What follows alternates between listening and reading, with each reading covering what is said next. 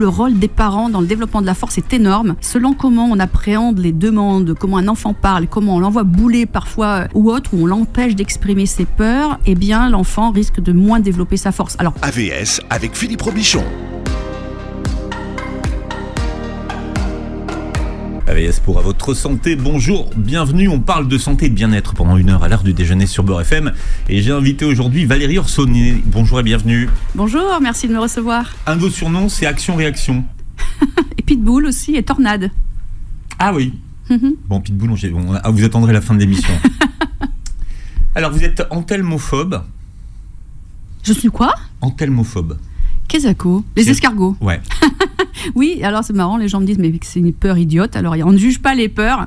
Si je dois faire un jour Fort Boyard, il faudra leur dire c'est ma peur. Vous êtes la première personne que je rencontre qui ait peur des escargots. J'aime être rare. C'est vrai. Donc là c'est donc enthelmophobe. Mais il y a plusieurs mots pour décrire la peur des escargots. Vous êtes une warrior, aventurière des toits du monde. Vous êtes la première amatrice à avoir gravi 20 sommets, enfin plutôt 18. Ah non, 20. Vous avez fait les 20? Bah oui, mais je ne mens jamais, monsieur. D'accord. Vous n'avez pas arrêté à 18? Je n'ai pas. Non, j'ai failli arrêter avant et à un moment, je me suis dit, tu ne peux pas t'arrêter à 18, c'est pas un beau chiffre, tu vas aller jusqu'à 20. Oui. Des sommets de plus de 4000 mètres en 12 jours. Et 9 jours. Hein 9 jours. 9 jours. Ouais.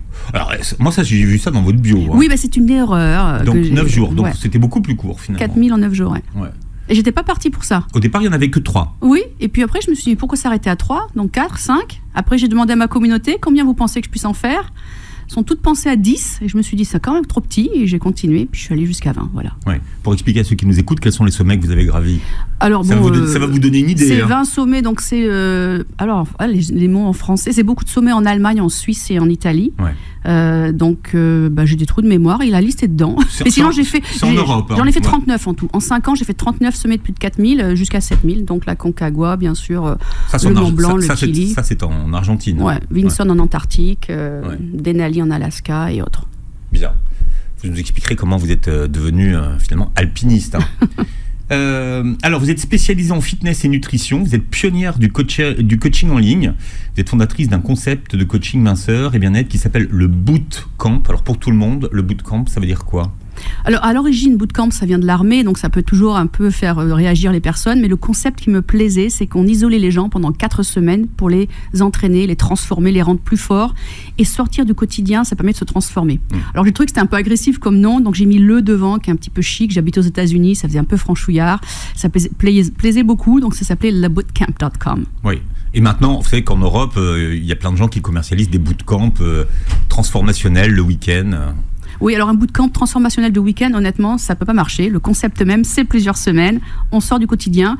Je détiens aussi la marque, donc si mes concurrents deviennent trop gros et utilisent trop ma marque, je vais devoir aller leur parler. Je crois qu'ils ne mettent pas le bootcamp. Oui, non, mais même bootcamp tout court. C'est vrai? Ouais. Ah ouais, allez-y. Ouais. Attaquez. Vous publiez, alors, vous dites Stronger. Découvre comment révéler ta force. L'éditeur, c'est Hugo Next New Life. Alors, expliquez aux gens ce que ça veut dire, parce qu'on n'a pas forcément à la radio la signification. Oui, alors déjà, strong en anglais, ça veut dire fort. Stronger, ça veut dire plus fort. Et en anglais, L ou AL, ça se dit her, H-E-R. Donc j'ai fait un petit jeu de mots, j'ai rajouté le H au milieu, donc ça fait stronger au féminin. Et l'idée, c'est vraiment, j'adore les hommes, j'adore les femmes, mais je trouve que beaucoup de femmes se sous-estiment. Et donc c'est pour ça que j'ai donné un nom un peu féminin à mon livre. Et au fil des années, vous êtes devenue une spécialiste de la force. Oui, c'est vrai qu'en France, on aime bien ne pas dire je suis la spécialiste parce qu'on a tendance à pas forcément se mettre en avant, mais c'est vrai que je me considère comme une experte de la force, en tout cas une révélatrice de la force chez les autres. Alors hier, on a fait, vous et moi, un exercice pratique, et je dois dire que vous êtes assez aligné avec votre livre dans la gestion des imprévus, et vous avez fait face à l'imprévu avec beaucoup de classe. Mais c'est vrai, c'est aussi une de vos spécialités, la gestion de l'imprévu. Tout à fait, mais est-ce qu'on peut dire quel était cet imprévu? Non. Non. Mais vous avez fait face avec beaucoup de classe. Merci. Non, mais c'est vrai. Non, j'aurais pu être une diva. Mais moi, je pensais, parce que vous habitez aux États-Unis, je me suis dit, c'est une princesse, je suis mort. Et en fait, pas du tout. Je l'ai embrassée, je l'ai filmée. En tout cas, vous l'avez fait avec panache. Enfant, vous pensiez que vous étiez une extraterrestre, que vous veniez de la planète Vénus. Et vous aviez écrit que dans votre cahier pour une rédaction de français, un jour je gravirai l'Everest, je ferai le tour du monde et j'aiderai les gens à aller mieux. Vous étiez visionnaire.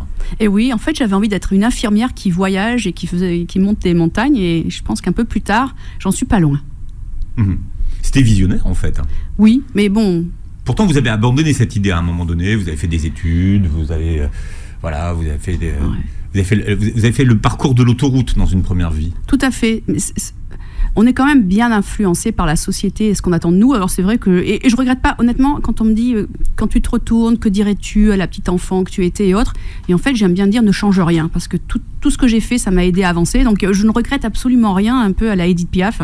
Je trouve que tout ce que j'ai fait, même les études sur l'autoroute de la vie, ça m'a permis de découvrir des cultures, d'apprendre, de grandir et de devenir qui je suis aujourd'hui. Donc voilà. C'était une executive woman. Voilà. Dans une entreprise d'automobile. Voilà, de pièces de première monte. J'adore les voitures, en fait. Alors, vous vous êtes lancé dans le coaching en ligne. Alors, c'est intéressant parce que vous l'avez fait il y a plus de 20 ans, à un moment donné où personne n'y croyait. Et vous êtes la première à l'avoir fait, en tout cas dans votre secteur d'activité. Et alors, on vous dit, mais non, ça n'existe pas, ça ne fonctionnera pas. On m'a dit exactement, si c'était si facile, quelqu'un l'aurait déjà fait. Ce qui était quand même assez insultant pour moi, parce que ça veut dire que je ne pouvais pas être cette personne qui avait l'idée en premier. Donc oui, le premier site de coaching en ligne pour la minceur et le bien-être, c'était le mien, depuis les États-Unis, en français au début, et bien avant les grandes marques que l'on connaît et qui ont ensuite créé des empires online. Donc ouais, c'était le premier. Qu'est-ce qui vous a donné l'idée de le faire ? C'est cette espèce de rupture entre l'autoroute où j'étais et l'envie d'aider les autres. Alors, il y a une histoire que j'ai trouvée, mais que je n'ai pas retrouvée dans votre livre. C'est l'histoire d'une femme que vous rencontrez dans un train. Patricia. Oui. Elle est peut-être pas dans le livre, effectivement. Elle n'est pas dans le livre, mais je l'ai trouvée ailleurs. Et en fait, vous racontez que l'origine de l'idée, finalement, de faire mincir les gens, c'est une femme obèse que vous rencontrez dans un train. Oui, alors en fait, je sors d'une maladie qui m'avait un peu aminci, je dirais, et je suis dans un train de banlieue, l'équivalent de train de banlieue aux États-Unis. Et j'avais déjà eu l'idée de ce site en ligne. J'avais une page sur le web, autant dire pas grand-chose. Je ne savais même pas combien vendre mes services. Désolée, j'ai un chat dans la gorge. Ouais, c'est un tigre. Il n'y a plus de thé ? Un tout petit peu. Sinon, on va vous chercher du rap de thé. Donc, vous aviez déjà eu l'idée de ce site en ligne ? Donc, j'avais déjà l'idée du site en ligne, mais je ne savais pas combien vendre mes services. Je m'étais dit, à l'époque, il faut savoir qu'en anglais, le chiffre 17,99 € se prononce pareil que 1799 $, donc euros. Donc, on prononce la même façon quasiment. Et donc, je suis dans ce train, amincie par une maladie, et la nana à côté de moi qui me dit, qui s'assied toute bien, alors vraiment obèse morbide, 155 kilos, s'assied à côté de moi, elle me dit, à l'américaine, elle me parle, elle me dit, qu'est-ce que vous avez comme chance, vous êtes mince, la chance avec la vie, elle me dit, la chance. Et là, au lieu de dire, oh oui, vous avez raison, je sors d'une maladie, là je me suis dit, business, je dis, vous avez raison, en fait j'ai un site qui permet de mincir, je vais vous aider, etc. Et elle me dit, combien ça coûte ? Et là je lui dis, 17,99 €, et elle me dit, je vous fais un chèque ? Et dans ma tête, je me dis, mince, on n'a pas de compte en banque, j'ai rien pour la boîte. Je dis, ok. Et là, elle me fait un chèque de 1799 $. Et c'était il y a 20 ans, vous imaginez le montant que ça représente. Et là, moi, je jubilais, mais je suis en même temps en panique. Mais qu'est-ce que je vais lui vendre ? J'ai encore rien prévu. C'est la cliente zéro. La cliente zéro. Et en fait, ça a été un succès fantastique. Et depuis, alors je l'ai perdu de vue au bout d'un moment, mais je l'ai revue une autre fois par hasard et elle avait gardé les kilos envolés. Alors, ça a tellement bien marché qu'on vous a piqué l'idée. Oui. Je me suis associée avec des... Je peux pas le dire à l'antenne parce que je les insulte toujours, ça me fait du bien, c'est mon côté corse. Tu te veux en anglais. Jerks. Ils parlent très bien, ce sont des gens qui pourraient vendre du sable à des gens qui habitent au Sahara ou de la glace à des Esquimaux.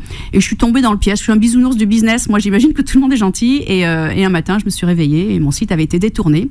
Avec sur la tête de mon site, une personne très connue des médias français qui n'a eu aucun scrupule à mettre sa tête sur mon site.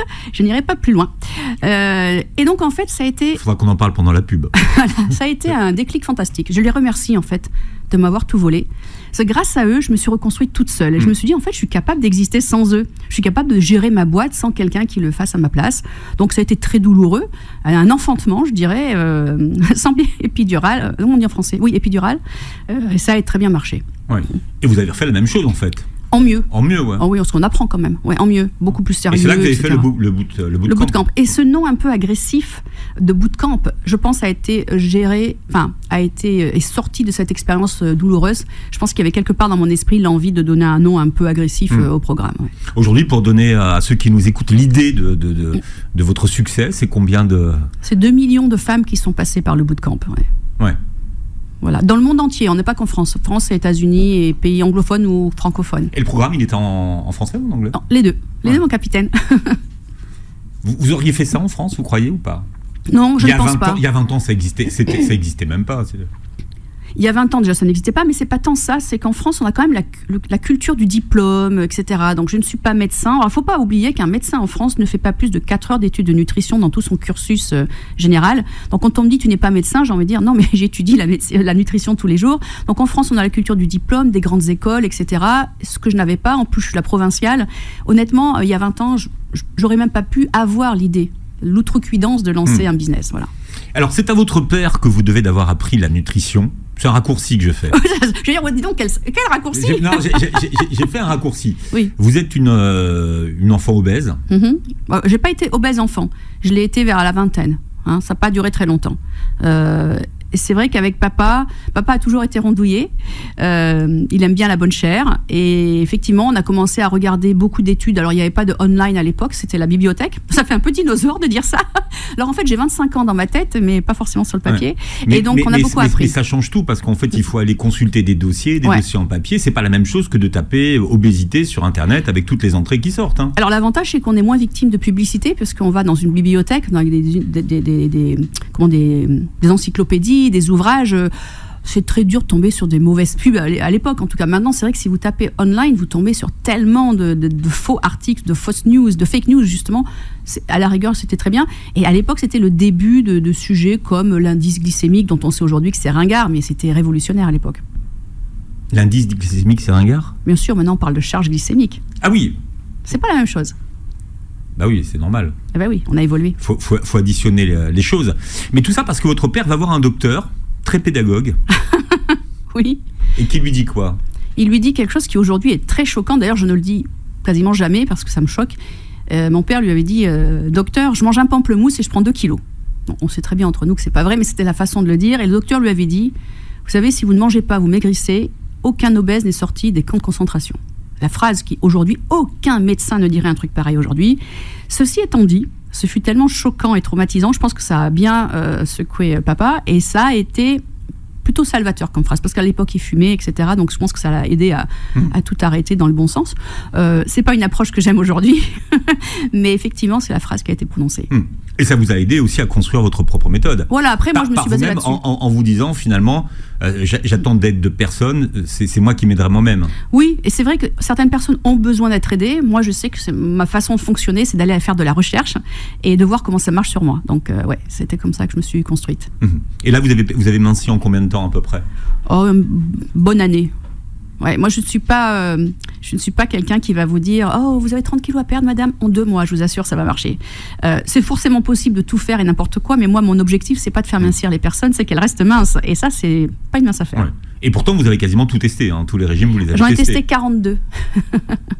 Ouais, je les connais presque tous. Sûrement des fous que je n'ai pas fait parce qu'ils sont trop dangereux, mais ouais. Ouais. Et des Américains que nous, on n'a même pas en France, j'imagine. Oui, enfin, en France, vous avez eu le hyperprotéiné qui est quand même très dangereux, il ne faut pas l'oublier. Les suppléments miracles, le brûle-graisse qui sont aussi des belles arnaques. Le Atkins à l'époque. Atkins, ouais. Qui est d'ailleurs mort, pas très âgé, de problèmes cardiovasculaires. Donc voilà, on a compris que ce n'est pas forcément l'idéal. Voilà, c'est Valérie Orsoni qui est avec nous. Vous arrivez de San Francisco et puis vous repartez là d'ici après l'émission pour le Népal. Pour le Népal, pour une expédition, ouais. J'emmène 6 femmes qui n'ont jamais fait de montagne, que j'entraîne depuis plusieurs mois. J'en ai refusé 16, donc je voulais vraiment un groupe de nanas motivées. Et ce qui m'intéressait, c'est qu'elles aient une motivation hors pair. C'est des championnes, déjà avant même de partir, c'est déjà des warriors, et elles vont revenir transformées. Alors je disais tout à l'heure que vous aviez peur des escargots, mais bon, je rigolais parce que c'est pas votre plus grande peur. La plus grande peur que vous avez, c'est la peur du vide.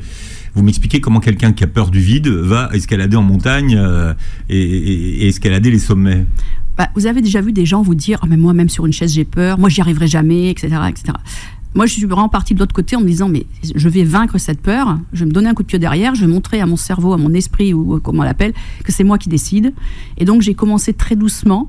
Et puis, faut pas oublier qu'aujourd'hui, même si je traverse un pont au Népal entre deux vallées, enfin dans une vallée sur une rivière à 50 mètres ou plus de haut, où on voit à travers les petites palettes de bois, là, je suis tétanisée, mais je le fais quand même et je hurle. Alors là, c'est là que tout le vocabulaire vulgaire que je ne prononce jamais au quotidien ressort dans ces moments-là. Et quand j'arrive de l'autre côté, en fait, c'est tellement transformateur de simplement traverser une vallée comme ça dans le vide, d'y arriver, qu'en fait, quand j'ai très peur et que je n'arrive plus à bouger, que je suis en panique totale, je fais deux choses. Je me dis que, personne va venir me chercher, ce qui est vrai, et deux, je me projette sur le sentiment de l'autre côté. Un jour, je suis tombée à 4000 mètres de hauteur, accrochée, je faisais de la grimpe à main nue sur une montagne aux États-Unis qui fait beaucoup plus que 4004, un truc comme ça, et quasiment au sommet. C'était tout raide. Je suis tombée. J'étais dans le vide, pendue à cette corde qui était accrochée dans une dans une crevasse. Je sais pas comment on dit, un crack, avec ces petites choses qui s'ouvrent. Je connais pas le nom en français, mais voilà, on met quelque chose dans la roche et ça s'ouvre. Et plus vous tirez dessus, plus ça s'ouvre et ça s'agrippe. Et je tenais que par cette chose-là. Je savais au fond de moi quelque part que c'est censé tenir mon poids. Mais au fond, j'étais tétanisée. Mais personne ne pouvait faire ce que je devais faire, à savoir faire un certain mouvement de balancier pour me rapprocher de la paroi. Alors, si vous pleurez dans votre coin, c'est super dans un bureau à Paris, mais sur la paroi, personne ne va venir vous donner un mouchoir. Donc, à un moment, on se dit, tu te donnes un coup de pied derrière, ma cocotte, et tu te sors de là toute seule. Et pourtant, vous dites qu'il ne faut pas forcément se confronter à ces peurs. Non, il y a des peurs dangereuses aussi. Si vous me dites, va sauter du pont. Ce que vous faites, c'est pas dangereux, là. En fait, se balancer dans le vide sur une paroi, c'est pas dangereux. Mais je suis accrochée à une corde. Il y a des peurs, si on va les vaincre, qui peuvent avoir plus de danger. Par exemple, avoir peur de sauter en costume d'écureuil qui flotte dans le vent, là. Je sais pas comment ça s'appelle. Là, le taux de mortalité est énorme. Donc, il y a peut-être des peurs, on va pas forcément s'y frotter, ou il y a une façon de le faire avec plus de sécurité. Mais on s'est pas obligé de se confronter à ces peurs. Ça rend plus fort. Ça, il faut reconnaître que si on se confronte à certains types de peurs que l'on peut gérer sans mettre ça dans sa vie en danger, ça rend très très fort. Vous avez fait la même chose avec la peur des océans, la profondeur. Hein. Ouais, je suis allée plonger avec des bouteilles de nuit. Alors moi j'ai peur des requins et de la nuit, donc j'ai tout mis d'un coup. Voilà. Je le referai pas, c'est bon. Swimming with the sharks. Exactement. Mais les requins de la mer sont beaucoup moins méchants que les requins de San Francisco. Oh non, ceux qui m'ont volé ma société, les requins étaient des Français. Alors vous dites qu'être fort, eh bien c'est quelque chose qui s'apprend. Oui, j'en suis intimement convaincue. Alors déjà, dès le petit âge, dès la petite enfance, j'insiste beaucoup, le rôle des parents dans le développement de la force est énorme. Selon comment on appréhende les demandes, comment un enfant parle, comment on l'envoie bouler parfois ou autre, où on l'empêche d'exprimer ses peurs, eh bien, l'enfant risque de moins développer sa force. Alors, plus tard, on peut le rattraper. Il y a quelque chose d'assez amusant, c'est quand vous prenez un enfant, un bébé, et que vous le jetez un peu dans l'air et le rattrapez, vous savez, en l'air. Eh bien, ça, c'est énorme. Bien sûr, l'idée, c'est de rattraper l'enfant après. L'impact est énorme au niveau, bien sûr, de certaines hormones, endorphines, dopamine notamment, mais ça renforce énormément, justement, le développement de la force chez l'enfant. Oui, et puis ça le sécurise. La confiance, exactement. Ouais. Bien sûr. Vous racontez que votre fils, alors quand il était jeune, il voulait faire des tableaux. Oui.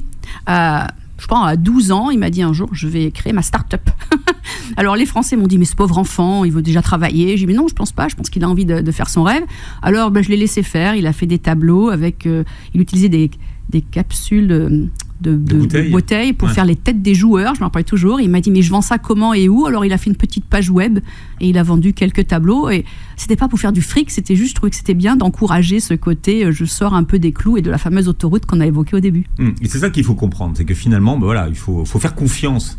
Oui, moi j'ai de la chance, mes parents m'ont toujours fait confiance dans ce que je faisais, m'ont toujours accompagné, m'ont soutenu, et ça fait une sacrée différence chez l'enfant. Maintenant, si vous avez souffert de parents qui vous ont pas soutenu, ça arrive, j'en rencontre beaucoup des gens comme ça, il faut savoir qu'on a quand même cette force qui est en nous, et grâce à ce livre et d'autres approches que l'on peut faire ensemble, on peut sortir la force qui a été enfouie, parfois écrasée par la famille ou l'environnement. Alors vous vous êtes intéressé à l'histoire de la force à travers les âges. Oui. Alors vous dites que la force est une vertu cardinale. J'en suis convaincue. Parce que moi, je ne l'ai pas retrouvé en vertu cardinale. Mais je pense que c'est vous qui en êtes convaincu. Mais je peux créer quelque chose quand même. Voilà, c'est ça. J'ai regardé les vertus cardinales et je n'ai pas vu la force. Mais effectivement. J'ai décidé d'en rajouter une. C'est une proposition. Ouais. Et ben moi, je l'auto-accepte. Ceci étant dit, ma grande théorie qui vaut ce qu'elle vaut, que j'ai évoquée dans un autre livre qui s'appelle « Tu sais ce qu'elle te dit, la poire », c'est que jusqu'à l'avènement de l'agriculture et la sédentarisation des hommes, il n'y avait pas de dieu masculin, il n'y avait que des déesses. parce qu'il y avait le mystère de la naissance, de la grossesse. Et à partir du moment où on s'est sédentarisé, qu'il a fallu protéger un terrain, des cultures et autres, la force masculine est devenue quelque chose de plus révéré qu'auparavant. Et là, on a commencé à avoir des dieux masculins qu'on vénérait. J'en suis convaincue, c'est à ce moment-là que la femme a perdu sa force, je dirais, au sens social ou sociétal du terme. Et maintenant, on galère encore, mais on remonte. Moi, je ne suis pas une féministe, je tiens à préciser, je suis une égalitariste. D'accord.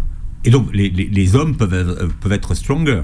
Mais bien sûr, en fait, pour qu'une femme soit forte, il ne faut pas rabaisser un homme. Il faut comprendre que c'est pas un livre que pour les femmes. Non, d'ailleurs, hier, j'étais à une signature, il y a des hommes qui sont venus, j'étais ravie de voir des hommes venir prendre mon livre, et j'explique toujours que pour qu'une femme s'élève, il n'est pas nécessaire de rabaisser un homme, on peut tous s'élever ensemble. Je voulais vous donner une punchline, vous la méritez. J'écoute. Derrière une grande femme, il y a toujours une grande femme. Elle est pas mal, celle-là. C'est cadeau, hein. C'est cadeau, je me suis dit, je la lui dois. Ah oui, mais je la prends.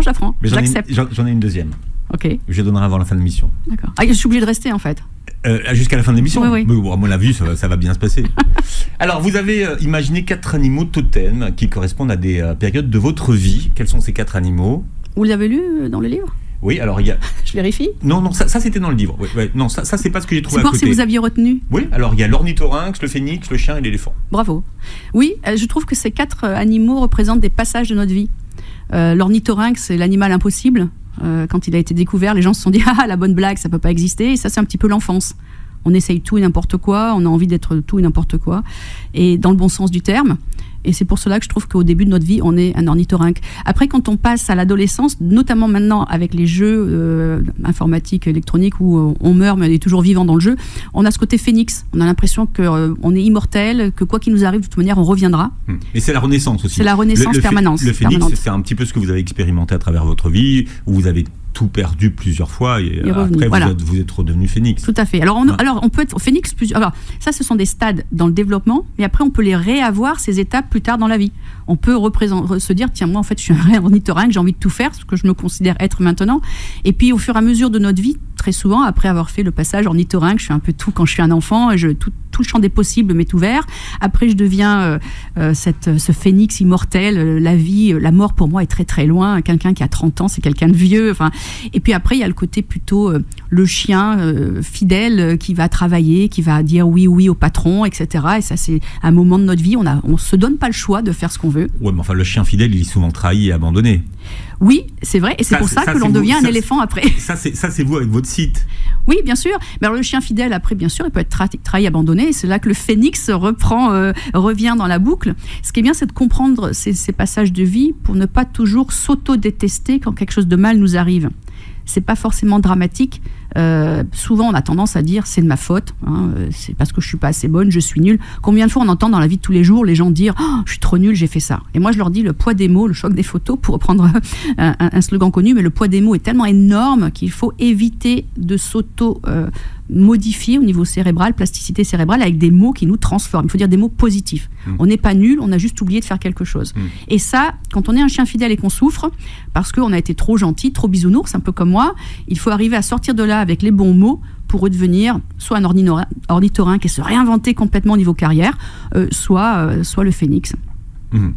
Et ce qui permet aussi peut-être de rester frais et motivé. Tout à fait. Souvent, j'entends les gens qui sont paradés. Oui, on est sur l'autoroute en fait. Combien de personnes entendez-vous le dimanche qui vous disent « Oh my God, demain c'est lundi, mais quelle horreur !» Et puis le lundi, vous disent « Vendredi, c'est dans 5 jours. » quoi. Pouh là là. C'est triste, parce qu'on vit qu'une fois. Moi, je ne crois pas à la réincarnation. Donc cette vie-là, j'ai pas envie de la passer comme ça. Alors maintenant, on a une nouvelle variante de ce que vous dites. C'est « Oh là là, lundi, mardi, mercredi, je suis en télétravail. » Alors le télétravail, c'est fantastique. Vous pouvez faire le sport quand vous voulez, vous vous organisez comme vous voulez, vous pouvez travailler en pyjama si vous le voulez. Moi, bon, écoutez, je vais vous dire un truc. Je suis française d'origine, mais quand je viens en France, il y a un truc qui me choque. Corse. Il faut expliquer ça, vous êtes corse. Oui, je suis corse. Avec un nom pareil, Orsoni, franchement, c'est pas breton. Non, oui. Mais je suis toujours choquée. En plus, comme vous êtes venu avec votre oncle et vos gardes du corps, donc... On se trompe pas trop, hein. Mais il y a un truc qui me choque quand je viens en France, les gens se plaignent beaucoup. Je suis arrivée il y a quelques jours, il faisait chaud. Moi, je trouve ça génial, il fait chaud, tu sors en bikini ou presque. J'ai appris que c'était interdit en France, pas en bikini, mais en micro-short sexy. Et là, on me dit, exactement. Là, on me dit, oh, mais qu'est-ce qu'il fait chaud, mais quelle chaleur, mais c'est horrible. Et là, depuis 2 jours, il fait un peu moins chaud, on me dit, mais qu'est-ce qu'il fait froid, mais c'est horrible. Mais je dis, vous êtes jamais content. Il faut sortir de là, il faut être content de tout ce qui nous arrive. C'est pas facile, attention, j'ai pas dit, mais ce genre de truc-là, oui. Mais c'est quoi? C'est du positivisme, ça, ou c'est... Oui, c'est un positivisme forcené qui permet vraiment de transformer, et je vous assure, c'est vraiment pas... je défonce pas les portes en disant ça, c'est vrai, quand on auto-suggère des choses positives, on arrive à changer sa façon de voir. Le cerveau, c'est un ordinateur, c'est des 0 et des 1. C'est je suis content ou je suis triste. C'est très dur que le cerveau ne peut pas penser en même temps content et triste. C'est pas possible. C'est à nous de choisir notre camp. Ce que j'aime, c'est quand vous nous apprenez à hacker notre cerveau. C'est ça, en plus, j'adore le biohacking, donc ça me tombe très bien. Non, mais je sais. Donnez-moi un exemple de hacking de cerveau. Ben ça, c'est-à-dire que tous les matins, quand je me réveille, par exemple, je regarde jamais les news qu'une fois l'après-midi, jusqu'à l'après-midi, et qu'une fois, pas le soir, l'après-midi, comme ça, ou le midi. Comme ça, j'ai le temps d'évacuer. Mais le matin, je me donne une phrase. C'est mon mantra de la journée, et il est forcément positif. Quoi qu'il se passe. C'est pas toujours facile, hein, mais quoi qu'il se passe, même si je suis malade, même si tout va mal, si on va... Par exemple, ce matin, vous aviez un mantra. J'espère que Philippe sera au rendez-vous, et je sais qu'il le sera. Non, c'est vrai, c'était bien comme mantra. Hein, c'est un beau mantra. Et d'ailleurs, ce mantra a été exaucé. Et en plus, alors, pour tout vous dire, je peux vous avouer, j'ai eu quand même le luxe ultime de voir Philippe m'attendre à mon arrivée en taxi. Voilà. Il m'a ouvert la porte, il m'a offert un thé, c'était fantastique. Alors, il y a quelque chose sur lequel vous revenez. Et alors ça, c'est la première fois que je lis ça, mais je suis tout à fait d'accord avec vous, c'est sur la zone de confort. Alors aujourd'hui, la zone de confort, c'est une expression qui s'est répandue dans la société. Galvaudée, même. Voilà, ouais, maintenant tout le monde dit, oui, il faut sortir de sa zone de confort. Et vous dites pas, il faut sortir de sa zone de confort. En fait, il en faut même pas, déjà. J'aime pas cette notion. Parce que, déjà, le fait d'avoir une zone de confort, je trouve que c'est très limitant. Donc, je préfère dire que j'ai pas de zone de confort, j'ai ma zone à moi. Et j'en fais ce que je veux, elle est élastique, c'est une bulle. Mais surtout, ce que je n'aime pas, c'est l'idée de me dire qu'il faille casser quelque chose pour grandir. Parce que quand on l'exprime souvent, sortir de sa zone de confort, c'est il faut casser, il faut souffrir.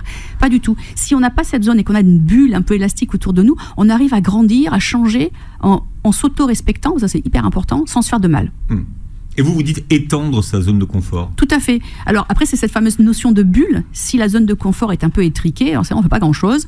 Et du coup, on a une vie étriquée, un peu fossilisée, comme je dis souvent. Alors, plutôt que de dire je vais la casser, ce qui est assez violent, c'est plutôt dire je vais repousser avec mes petits bras autour de moi. Vous voyez pas, mais je fais le mouvement. Je repousse la bulle de confort autour de moi, ma zone de confort. Plutôt que de la casser, elle devient plus grande autour de moi. Et donc, je suis confortable dans ma zone et je n'ai pas besoin d'en sortir. Et Valérie Ourson est avec nous aujourd'hui qui publie Stronger. Combien vous avez écrit de livres, Valérie? Une bonne cinquantaine. Alors celui-ci, c'est 55e, donc c'est un chiffre magique. Incroyable.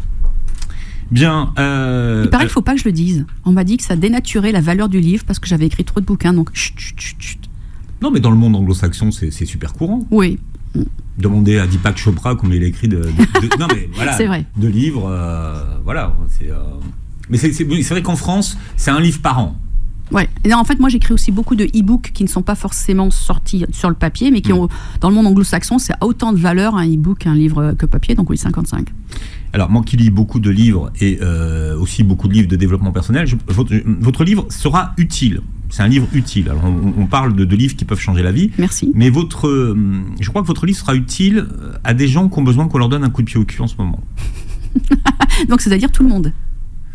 Alors, je ne sais pas si c'est tout le monde, mais vous savez, il y a toujours un moment où... Alors, vous n'êtes pas d'accord avec ça parce que vous dites qu'il n'y a pas de moment. Il n'y a pas de moment pour changer. Il n'y a pas de bon moment pour changer. Non. Mais parfois, la lecture d'un livre, ça peut vous amener finalement à démarrer des changements. Et c'est bien la preuve qu'il n'y a pas de moment, donc. C'est-à-dire quand il faut tomber sur ce livre, et quel que soit le moment, ça va nous aider à faire quelque chose. J'aime pas la notion de dire je vais attendre, je vais étudier tout ça pour avancer. C'est un peu reculer pour mieux sauter. Moi, je préfère décider de changer, quel que soit le moment, et on y va. Mais il y a un âge jusqu'auquel on peut changer. Oh Moi, je suis trop vieux pour changer. Oh my God. Heureusement qu'il est loin de moi. Sinon, je le prendrais dans mes bras pour lui expliquer que non. Non, il n'y a pas d'âge. Et il n'est jamais trop tard pour changer. Et vous savez, aux États-Unis, je parle souvent des États-Unis parce que c'est là-bas que j'habite, il y a 2 femmes, une qui a 92 ans, une qui en a 85, qui se sont mises à la musculation à l'âge de 70 ans. Vous vous rendez compte du truc? Elles ont des corps de malades très musclés. Alors, je dis pas que j'aime ce genre de corps, mais... Excusez-moi. Elles ont montré qu'on pouvait se transformer à n'importe quel âge. Vous avez des hommes de 75, 80 ans qui lancent des boîtes, et à contrario, vous avez des jeunes de 15 ou 20 ans qui lancent leur propre boîte. La notion d'âge sur le papier, pour moi, c'est très désuet, ça ne devrait même plus exister comme critère de sélection. Mais c'est important de le dire qu'il n'y a pas d'âge pour Tout s'y à mettre. fait. Non, il n'y a pas d'âge pour s'y mettre. Il n'y a pas d'âge pour s'y mettre. D'ailleurs, ça m'énerve, il y a un magazine français ou même américain, c'est un franco-américain, qui fait chaque année un classement des 30 personnes de moins de 30 ans qui ont fait ça. Mais c'est ridicule. Je crois que c'est Forbes, non ? C'est pas Forbes qui fait ça. Je ne veux pas dire ça, si je veux qu'il parle de moi, il ne faut pas que je les critique. Mais je trouve ça très dommage, en fait, de donner une notion d'âge à la réussite ou à ce qu'on fait. Vous dites que la force ne s'affiche pas, elle est discrète. Ça ne se voit pas. Oui, alors elle se voit dans les actes. Les gens qui disent souvent « moi je suis fort, moi je suis le meilleur », etc., c'est pas forcément les gens les plus forts. Vous avez un petit peu des gens qui, pour reprendre une expression, avancent masqués et qui ont cette force dingue en eux. Et en fait, on la ressent, c'est comme une aura. Un aura, je sais pas qu'on dit en français, une ou un. L'aura. Une aura qui est là et qui s'exprime toute seule. La vraie force, elle s'exprime toute seule. Comment ceux qui nous écoutent aujourd'hui peuvent mesurer et savoir à quel niveau de force ils sont ? En général, on le sait, honnêtement. Souvent, on s'auto-ment, on se ment à soi-même en se disant que je suis fort ou je ne suis pas forte. Et ce que j'aime bien, c'est prendre un bout de papier. Ça marche très bien. On fait 2 colonnes. À droite, on écrit ce pourquoi on est fier, ceux qui nous rendent fiers de ce qu'on a fait, que ce soit au travail, à la maison, personnel, n'importe quoi. Si on est très timide, ça peut être d'avoir souri à quelqu'un dans la journée ou même d'avoir parlé à son voisin. Et si on a envie de créer sa boîte, c'est peut-être qu'on a fait quelque chose pour avancer là-dedans. Et sur la colonne de gauche, on écrit tout ce qui va mal ou qu'on pense être contre nous. Et très souvent, on va être surpris. Si on est honnête avec soi-même, la colonne de droite est souvent plus grande que la colonne de gauche. Et vous, ado, vous étiez timide ? Ah oui, j'étais timidement, comment on dit ? Non, maladivement timide. Oui. Timidité maladive, ouais. Exactement. J'avais les mains moites quand on m'appelait au tableau, je perdais tous mes moyens, c'était une horreur. Et qu'est-ce qui a changé ? J'ai pris un cours aux États-Unis, dans l'université où j'ai fait mes études. Et c'était assez violent. D'ailleurs, j'en ai parlé il n'y a pas longtemps avec le recteur de cette université. Ils m'ont fait l'honneur de me nommer il n'y a pas très longtemps dans le Hall of Fame. Et quand j'y suis allée, je dis, vous savez, vous m'avez transformé. Et le cours a disparu parce qu'il n'est plus politiquement correct. Il était relativement violent intellectuellement. Je me rappelle du premier cours, on nous a mis debout sur un bureau et on se faisait insulter en fait par d'autres étudiants et il fallait réagir. Et quand on est très timide, en fait, on ne réagit pas. Mais là, ils arrivaient à nous pousser tellement qu'au bout d'un moment, on devenait violent. Et c'était pas l'idée, c'était pas de fracasser les personnes, mais c'était d'exprimer cette timidité qui nous paralyse. Et en fait, après un semestre de ces cours-là, maintenant vous mettez où vous voulez, déguisé en poire sur les Champs-Élysées ou en bikini dans une émission télé, ça m'est complètement égal. Ce qui veut dire que vous avez confiance en vous ? Oui. Ça veut pas dire que je me sens toujours au bon niveau. Comme tout le monde, j'ai des doutes, ça m'arrive. Mais j'ai les méthodes maintenant pour passer au-delà. C'est-à-dire que même si je me dis c'est l'horreur, oh là là, je m'auto-coach tout de suite en disant non, c'est pas l'horreur, j'ai la chance d'être là, je vais y arriver.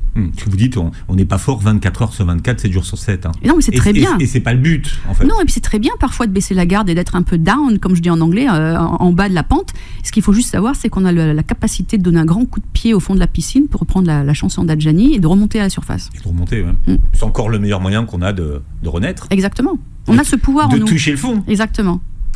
Ou de trouver du pétrole, en fait. Ah oui, ça aussi. Qu'est-ce qu'une technique d'optimisation du potentiel ? Vous voulez une recette miracle ? Ouais, je veux bien. Miracle. Je veux bien un exercice, allez-y. Alors, moi, j'aime bien l'exercice de respiration, qui prend que 2 minutes, donc c'est très facile. Les yeux fermés, si possible, dans un endroit très calme, mais c'est pas toujours possible. C'est d'inspirer par le nez, en visualisant les bonnes choses que l'on veut recevoir. Mais ça peut être de l'argent tout bêtement, ou ça peut être une bonne nouvelle santé ou autre. Et en expirant et en visualisant tout ce qui est sombre dans notre vie, en visualisant que ça vient de la zone du plexus solaire. Ça paraît très simpliste, mais il y a beaucoup d'études qui ont été menées, notamment à l'hôpital de Cleveland, qui montrent que 2 minutes de cette méthode par jour augmente la production d'endorphines et de dopamine de plus de 20 à 25%. Si on fait ça plus de 7 jours d'affilée. Donc ça marche. Et quand on a plus d'endorphines et de dopamine, ce sont les hormones du bonheur et de la prise de risque et de la prise de confiance en soi, eh bien on progresse. Et vous avez des exercices qui durent que 45 secondes. Oui, on peut tous trouver 45 secondes. Ça, je le fais surtout en montagne, quand je suis pas loin d'un sommet, que je suis au bord de craquer. Je me dis que on peut pas faire quelque chose en se disant je peux pas faire 45 secondes. Donc je choisis un mantra et je le répète pendant 45 secondes et je répète pendant des heures, pendant 45 secondes et je répète à nouveau. Ouais. Et en gros, pour les personnes qui suivent votre coaching minceur, c'est 20 minutes par jour. 20 minutes par jour de fitness, mais alors franchement, no excuses. Vous avez le temps de regarder les séries à la télé, vous avez le temps de regarder TikTok pendant des heures, vous posez, prenez 20 minutes, c'est pas beaucoup de votre temps sur une journée, c'est quoi, 1%, et vous remuez le popotin. Et pas que. Et les abdos et les bras. Voilà, pas 1%, 20 minutes, c'est plus. J'ai mal fait mon calcul. Le but, c'est bouger. Le but, c'est de bouger. Là, par exemple, je vous parle, je rentre le ventre et je contracte les fessiers. Vous aussi, vous pouvez le faire. Je vous assure, il ne le fait pas encore, mais ça va venir. Non, mais vous expliquez qu'en fait, il y a plein de moments dans la journée où on peut faire sa gym. Oui, parce qu'en fait, les gens ont tendance à dire je vais à la gym et du coup, le concept du sport est isolé par rapport à la vie de tous les jours. Pour moi, c'est pas une boîte à part, ça fait partie de tout. Par exemple, là, en partant du studio, plutôt que de prendre un taxi tout de suite, je vais marcher peut-être 1 kilomètre et on prendra dans 1 kilomètre. C'est ce genre de choses-là. Je dis aux gens, à San Francisco, je ne prends jamais ma voiture. Je vais à tous mes rendez-vous en vélo. Alors certes, il y a beaucoup de côtes là-bas. Ça monte, hein. Et je prends des vélos de ville qui pèsent 20 kilos sans vitesse. Mais quand même, je le fais, ça fait 15 km par jour, mine de rien. Ah oui, les vélos en libre-service. Ouais. Vous dites que quand vous mangez en croissant, c'est 2 heures de vélo. Alors oui, 1h30, mais c'est pas sous une forme de punition. C'est simplement que si on est éduqué, on sait que ça représente tant d'énergie, donc autant la brûler avant qu'elle s'installe sur le popotin, ouais. Un jour où vous êtes puni, c'est que le jour où vous avez reçu un diagnostic de CEP. Oui. De sclérose en plaques. Ah oui, j'ai reçu ça m'a fait une sacrée gifle. Et le lendemain, vous vous êtes levé, vous êtes allé courir dans la ville de San Francisco, mais vous dites là, j'y suis allé courir pour punir mon corps. Ouais. De quoi vous vouliez vous punir ? Vous savez, c'est pas très clair parce qu'on est quand même dans un nuage quand on reçoit ce genre de diagnostic. Et je tiens à préciser qu'aujourd'hui, je ne l'ai pas ou plus. On ne saura jamais. En tout cas, les images sont clean. On ne sait pas ce qui s'est passé. Dans tous les cas, je suis allée courir et c'est vrai que j'ai horreur de courir. Ceux qui me suivent le savent. J'ai horreur de ça. Et pour moi, c'était effectivement punir mon corps. J'ai pas vraiment d'explication, mais ça m'a fait un bien fou parce que tout le monde le sait. Après 20 minutes de course, on a les hormones du bonheur à nouveau qui viennent et ça m'a aidé à avoir un peu plus clair sur ce que j'allais faire. Effectivement, parfois, ce corps ne m'a pas suivi et ça m'a vraiment énervé et je refusais en fait. Et la CEP, vous lui avez donné un doux nom. Je peux dire ça à l'antenne ? Oui. C'est un gros mot ? C'est de l'allemand. Ah bon ? Avec un K. Je l'avais appelé H, oui, il y a un K, un H, un O-N, un A et 2 S. Je l'ai appelé comme ça et je l'ai dit à personne. En fait, pendant 2 semaines, je ne l'ai dit à personne. Mais vous l'avez dit à personne parce que vous avez juste montré votre feuille de soins, en fait, finalement, votre ordonnance. Mais au réseau public, à la famille, je l'ai vraiment caché parce que je trouvais que le dire, le partager, c'était lui donner de la vie, en fait, et je refusais. Mais c'est à ce moment-là que vous avez décidé de faire de l'alpinisme, en fait. Oui, c'est à ce moment-là où je me suis dit, si je meurs tout de suite là maintenant, c'est quoi mon plus gros regret ? Ce qui est un peu idiot parce que si je meurs, j'en aurais pas, je serais plus là. Mais je me suis dit, c'est marrant, maman est dans le studio. J'ai pas pensé à mes parents, à ma famille, à mon fils. Je me suis dit, mince, j'aurais pas fait les montagnes que je rêvais de faire. Et donc, quand je suis revenue de ce que j'étais partie faire, je me suis dit, ça y est, j'attaque. Et 2 mois plus tard, je partais faire mon premier 5642 mètres en Russie, le mont Elbrus. Voilà. Et c'est comme ça que la passion est née. Et vous êtes devenu boulimique après. Hein. Oui, j'ai une obsession saine, je pense, parce que c'est plutôt bon pour l'organisme. Je ne veux pas très haut non plus. J'ai décidé qu'au vu des impacts au niveau cérébral, je n'irai pas à 8000 mètres. Je laisse ça aux autres. Je vais me limiter en dessous sur des sommets plus techniques, mais moins hauts. Mais vous aussi, vous avez un coach de l'extrême. Hein. Ah oui, mais alors moi j'ai une chance inouïe. Il faut expliquer ça, parce que les coachs sont des coachs. Hein.